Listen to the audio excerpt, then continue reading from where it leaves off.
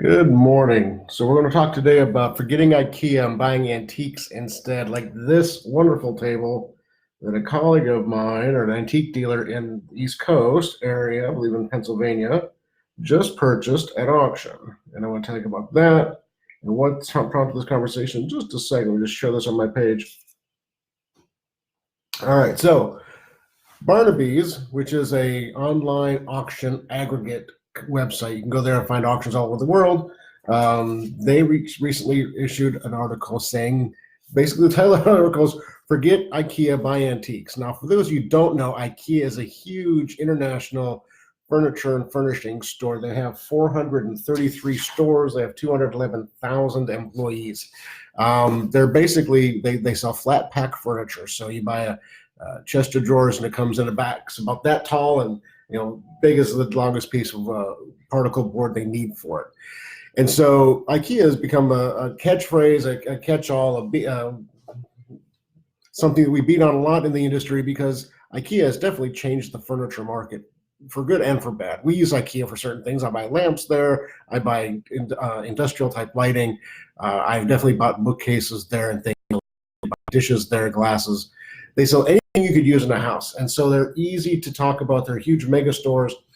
And a lot of people like them. They really appeal to young folks. And that's a topic of concern for antique dealers, auctioneers, and collectors around the country.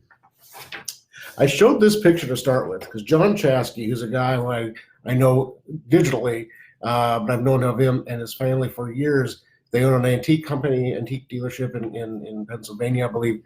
And John is about a little bit younger than I am, I believe. He's working the business with his dad. Thanks for watching, Chad. And he posted this picture yesterday, and this picture is better than my reproduced copy of it here. And I talked to John about this morning, and he said that when he started, if he'd have been told he could buy this for 3 times what he paid for it yesterday, he'd have thought you were crazy. And he paid $30,000 for it yesterday, roughly. Backstory is it was bought from a high-end antique dealer 25, 30 years ago for $300,000 for it to go to a collection at the absolute height pinnacle of the market. And I don't know who the dealer was, but there wasn't more than 10 people at the world at that time selling antiques for that kind of price point. So it could be figured out. But having said that, the market was just so hyper competitive, right? You had this huge influx of wealth into the baby boomer generation, a small portion that was collecting antiques at that super high level, and they were very competitive. We talked about the competitive nature of buying antiques last week and what causes prices to explode or not. We talked about that Chevy selling for $77,000 in a field in Nebraska, bringing $27,000 at the largest collector car auction in the world last week. Part of that is because of the passion, the story, the environment, the opportunity, and the opportunity cost of the time. So at the time when everybody in the antiques industry was talking about record prices and never slowing down and so on and so forth, it was no different than the tech boom or the real estate boom. And so you had people buying antiques because they loved them. They had the money to spend on them, but they also didn't want their competitor, who was probably one of their best friends, to buy it as well. So a table like this was 300,000 plus at an antique dealer. Now, like I just said, it was bought for 30 grand yesterday. So one of the reasons that we're seeing this, and so what prompted this whole thing is Barnaby's again, and they talked about millennials being a driving force in the price of furniture and furnishings at auction. They say that in 2018, there was a 32% increase in sales of furniture and furnishings on their platform, driven mainly by under 45 buyers. Buyers are age 45 and under. And we see very similar results here at the Casey Auction Company. We're seeing many, many younger buyers driving the prices of antique furniture at auction because they're buying for their first home. If you look at population maps over the last 10, 12, 15 years, and you see where the size of the population is, right now, the millennials are the second largest population base ever. Gen X, which is my generation, is smaller. So you have the baby boomers, the Gen X, and then millennials. And so it's not that people didn't want their parents' things. It's because there wasn't as many people. Now, as that market is getting bigger, as that population is getting bigger, and they're buying their first homes, and they're getting their places they're going to be in for more than a couple of years, they're looking at buying more sustainable, more quality-made furnishings and furniture, and they're turning to antiques, they're turning to auctions, they're turning to estate sales, flea markets for that very purpose. And some of the reasons why we're seeing that big shift in the market. And you've heard about this before if you followed us and read anything about this. Sustainability is a major reason why people are buying antiques, why younger people are buying antiques and turning to them on a regular basis. The uniqueness, somebody posted, so I shared that article in September. I reshared it last week. It's had hundreds of shares from my postings of it. Tens of thousands of people have seen these articles. It's really striking a chord. And one of the things I read in one of the comments on one of the shares on one of the pages was, why do I want to decorate my house to somebody else's taste, which is what you do when you were buying from IKEA or Target or Macy's or Nebraska Furniture Mart or wherever you buy furniture that's made today. You're looking at somebody else's aesthetic, their interpretation of a generational aesthetic, as opposed to when you go out there and search for things individually, you really get to establish your home in your own way. Speaking of that, I'm at my home today because in Kansas City we're having an ice storm, and you can see behind me that we have old art, we have old bronzes and old furniture. We have a brand new piece of pottery there holding a plant because my wife loves plants in the house. We have, I think, 15 or 20 vines and succulents in the house because she loves it.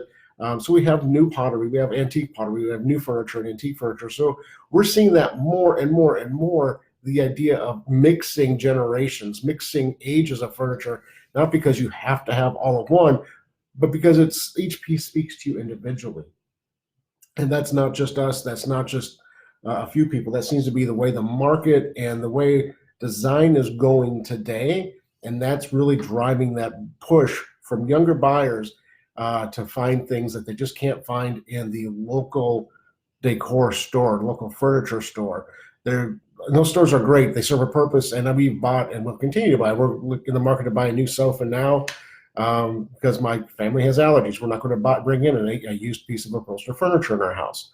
So we're going to buy a new sofa sometime in the next few months because ours is just old. Our boys are teenagers and they've worn it out. So there's definitely a reason, a demand, a need for them, and used smartly, that's a great thing. But we're seeing more and more young folks doing this, buying antiques and placing them in amongst new pieces.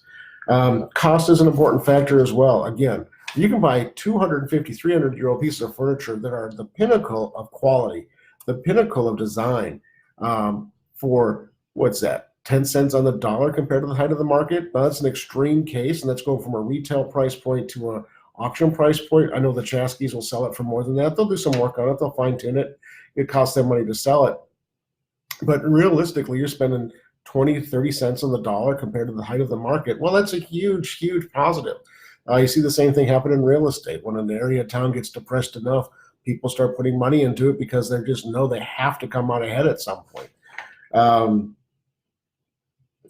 sustainability part of this is such a huge concern. The Swiss Agency for Environmental Protection released a study saying that the homes we live in account for 20% of the environmental impact of society.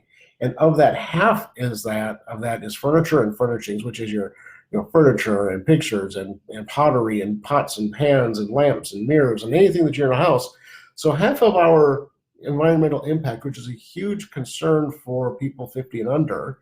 It's a concern for everybody, but those 50 and under seem to have a more vocal response to it. You can help change the environment by bringing in antiques. And so that's becoming a really huge battle cry, a huge rallying cry as to why people are buying antiques and looking there. Just looking at some other notes here. I think that's, like I said, IKEA, again, the easy target for all of us to pick on because they're so big. But we're seeing more and more and more. We're really excited about that. So thanks for watching Behind the Gavel with Jason today. Chad, James, Jr., anybody else who's watching. If you have questions, please post them below or send a direct message to us about this conversation, anything else we talk about.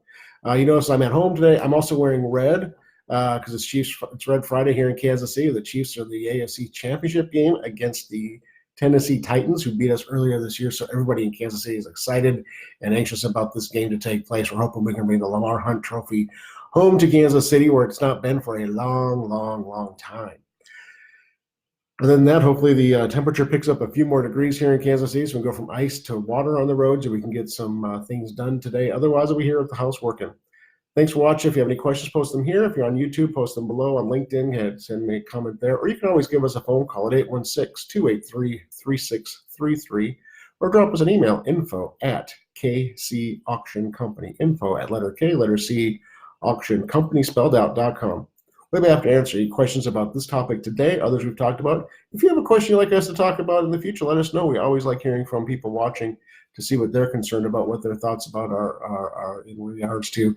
Or if you have antiques, estate items you want to sell, please let us know about that. We uploaded a fantastic auction yesterday. It's already getting huge response, and we're excited about it. A lot of furniture and furnishings and home decor items. So if this conversation really appeals to you, follow the link in our page, on our Facebook page here, and to see our current offerings at auction, and do your part to design and decorate independently and save the environment at the same time. Thanks for watching. Have a great weekend, and go Chiefs!